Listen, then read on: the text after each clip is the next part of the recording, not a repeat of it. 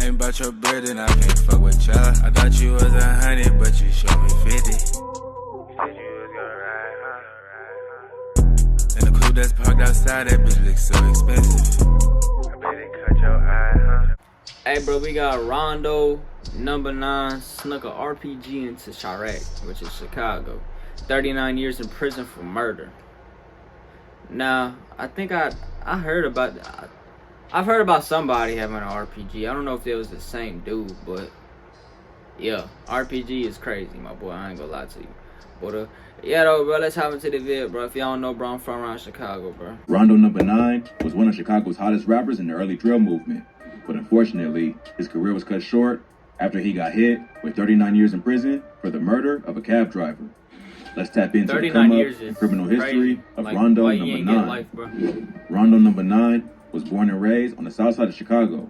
He don't have too many interviews available, so ain't too much known about his childhood or upbringing. But he's from the 600 set of the Black Disciples and was inspired by rappers like Lil Durk and Chief Keef to start making music. He dropped his first mixtape, I'm Up Next, in 2012, after only rapping for about a year. But he was cool with all the other popular BD rappers from his hood, like L.A. Capone and Lil Durk. So he decided to try it out and quickly became one of the most popular rappers from 600. He dropped multiple singles that had the streets on fire, including Hang With Me, Taliban, and Play For Keeps with L.A. Capone. His music videos also started racking up millions of views on YouTube. Many thought Rondo was next up out of Chicago and that he would continue the trend of BD rappers making it big. But his criminal past put him on the radar of police and made it hard for him to transition from the streets into music. Rondo's first arrest came after he posted a picture of himself to social media holding an actual rocket launcher with the caption, "Cooling it with my new baby." The rocket launcher looked like an AT-4, a Swedish RPG that was also used by the U.S. military. The one Rondo had a blue stripe, meaning it was only for training and not live combat. Rondo was already blowing up as a rapper, so the pictures immediately grabbed the attention of the police. The cops were already monitoring all of the up-and-coming gang-affiliated drill rappers in Chicago. So when Rondo posted a pic with the RPG, they was all over it.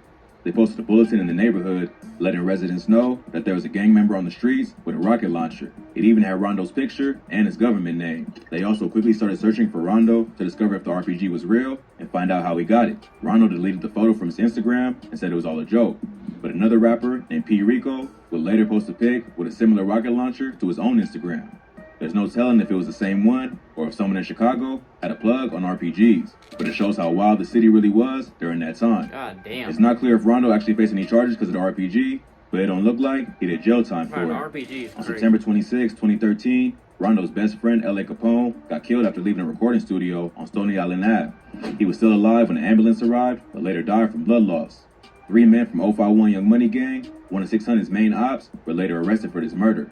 L.A. Capone's death was a major blow to 600. He was building a buzz, and many thought he was next to blow along with Rondo. L.A.'s death really hit Rondo hard since they were so close, and L.A. was the one who encouraged him to start rapping. So he posted on social media to mourn the loss of his right-hand man.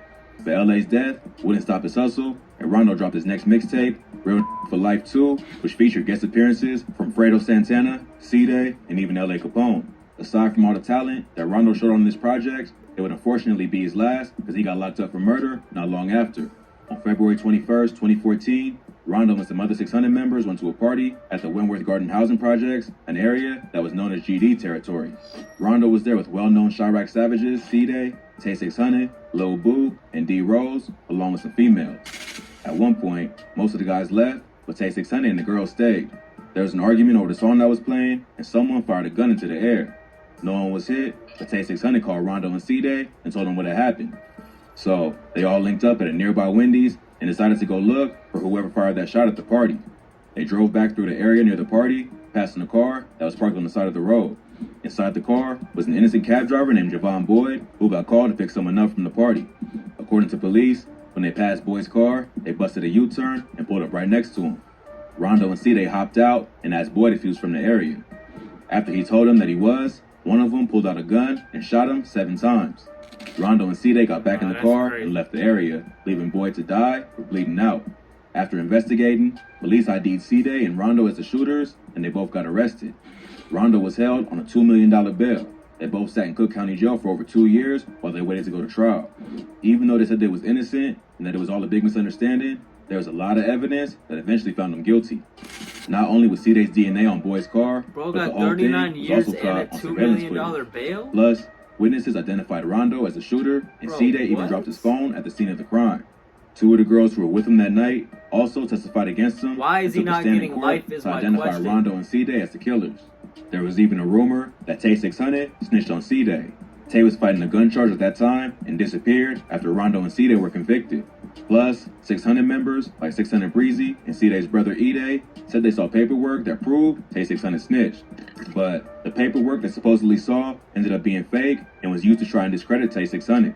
So the rumor wasn't true, and Tay 600 proved his innocence years later after court paperwork showed that he never cooperated. But by this time, he was already labeled a snitch and couldn't rock with Team 600. With a mountain of evidence against him, Rondo and C-Day was found guilty of the murder of Javon Boyd. On top of the murder charge, Rondo got hit with a firearm charge for having a gun on him on the night of the murder. This was supposed to add multiple years to Rondo's sentence, but it only added one additional year, and Rondo was sentenced to 39 years in prison, while C-Day got sentenced to 38. Both Rondo and C-Day still say they're innocent and have tried to appeal the verdict multiple times. C-Day's lawyers claim the prosecutors ain't provided enough evidence to prove a first-degree murder charge because the motive wasn't good enough to prove why he planned out the attack. Rondo, on the other hand, blamed his legal team and says they never questioned the possibility that C-Day acted alone. This brought up snitching allegations against Rondo for admitting that C-Day was the killer. But when you're looking at the next few years behind bars, street code starts mattering less and less to him. Plus, he ain't actually accused C-Day of anything, he just blamed his lawyers for not exploring every option. Both of these appeals got shot down because there was more than enough evidence to prove they was both involved and took Boyd's life with no mercy. So, for now, Rondo and C-Day will probably serve their full sentences. At this time, Rondo's projected release date is in 2056, but he's eligible for parole in 2053. That means he'll be 57 before he's released. RondoNumbaNine's story is pretty tragic. He had the potential to take over the rap game with his level of talent and all the connections he had in both the streets and the music industry. But when an innocent person gets caught up in the crossfire of the gang lifestyle, police go even harder for a conviction. In this case, C-Day and Rondo made their job easy and left a lot of evidence. It's a sad story, but that's what comes with this life. Either you make it out with your talent, or you end up dead or in jail. Hopefully, the story of Nah, my question is, why the fuck is he getting 39 years, bro? Like, why is he not getting life? This man clearly took a innocent life. I don't know. I love y'all, bro. I'm finna see y'all.